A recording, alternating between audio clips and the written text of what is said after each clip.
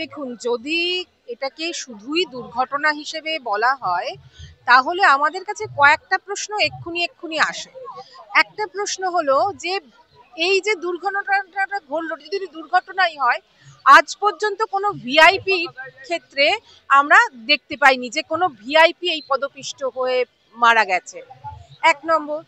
দ্বিতীয় নম্বর হলো যে এই যে পদপিষ্ট হয়ে যারা মারা গেলেন, ঠিক প্রপার নাম্বারটা আজ পর্যন্ত আমরা সংখ্যা পাচ্ছি না। এই যে কখনো বলা হচ্ছে ৩০, কখনো ৪০, এই যে বলা হচ্ছে, এটা একটা মানে সংখ্যা নয়, এটা একটা মানুষের মৃত্যু। এই সংখ্যার মধ্যে ৩০ আর ৪০-এর মধ্যে ১০ জন মৃত মানে মানুষের পরিবার এফেক্টেড।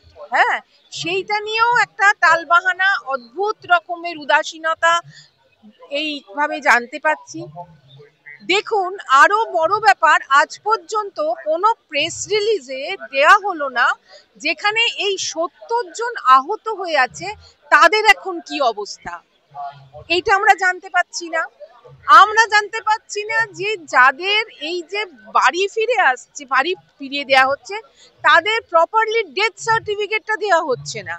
এইটা কি সেই যে মানুষগুলো, তাদের পরিবার এভাবে এফেক্টেড হচ্ছে, তাকে ডেথ সার্টিফিকেট দেওয়া হচ্ছে না, তার সেই এফেক্টটা তার বংশের পরম্পরায় তারা কিন্তু ভোগ করতে থাকবে।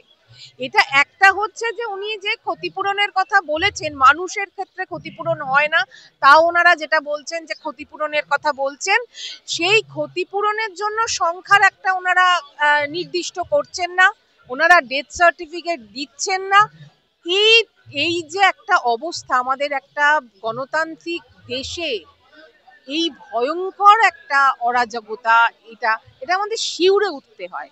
দুর্ঘটনা যে কোনো সময় হতে পারে, কিন্তু এটা কি সত্যি দুর্ঘটনা, শুধুমাত্র দুর্ঘটনা? এই দুর্ঘটনার ক্ষেত্রে এই মানুষগুলো এফেক্টেড হচ্ছে না কোনো, আমরা সমস্ত মৃত্যুই দুঃখের আমরা বলছি না, কিন্তু একজন ভিআইপির ক্ষেত্রেও কিন্তু আমরা এইভাবে দেখতে পাইনি। একেবারে আপনার প্রসঙ্গেই আসি।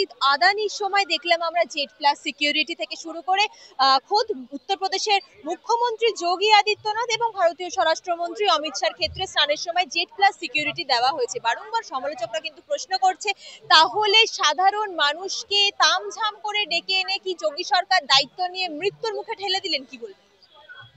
এটা দেখুন, এই যে একদম এত মানুষ, এবং এইখান থেকে উনি বারংবার মানে পরিসংখ্যানে উনি বলছেন যে এর আগের বছর এখান থেকে কত হাজার কোটি টাকার ওনার এখান থেকে এসেছে, এবং সেইটার দিকে সেখানে নজর দিচ্ছেন। এবছরের ক্ষেত্রেও এত কোটি টাকা নজর আসার কথা উনি বলছেন, কিন্তু মানুষের মৃত্যু, মানুষের যে সিকিউরিটি, সেটা উনি দিচ্ছেন না।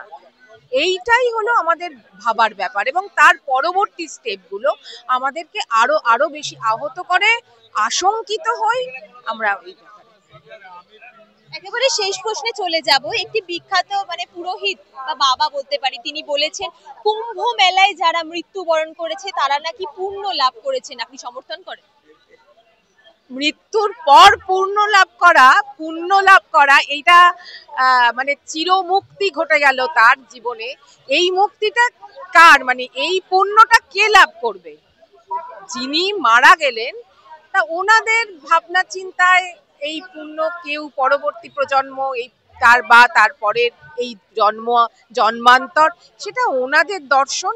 সাধারণ মানুষের এক্ষেত্রে কি আছে, আমাদের এতে আমাদের বিশ্বাসও নেই, ভাবনাও নেই আর কি।